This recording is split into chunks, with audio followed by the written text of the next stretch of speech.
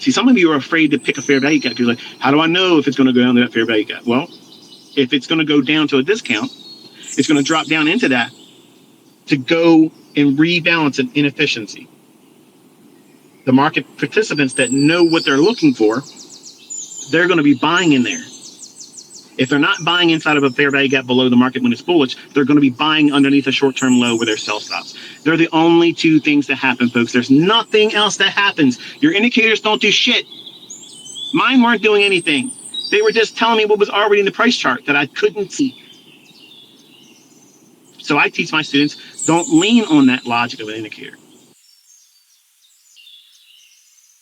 If you just look at what it's likely to go to, why should it go there? What day of the week should it try to reach for it? What time of that day, because the economic calendar? Is it going to take stops before it goes there? Or is it going to rebalance before it goes there? Only two things that happen. Or, no, let me go back. That's not incorrect, ICT. Let me correct you. The third is it just runs away without you.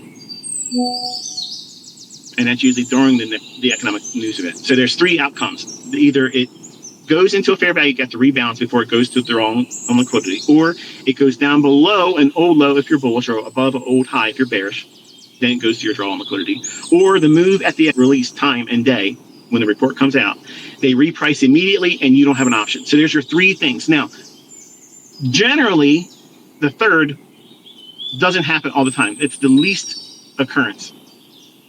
So now how can you use the other two? Which one do I do, ICT? Well, does the market have a short-term low that it could run down below and you're bullish? Then you expect that. If there is no close proximity short-term low, but there's a fair value gap, what are you going to reach for? The short-term low that doesn't appear in the chart or the fair value gap? Hello? Hello? You paying attention? It's not that hard, folks. But you got to go through these boring, long discussions to get to the gems that I tuck away for the lazy never to find.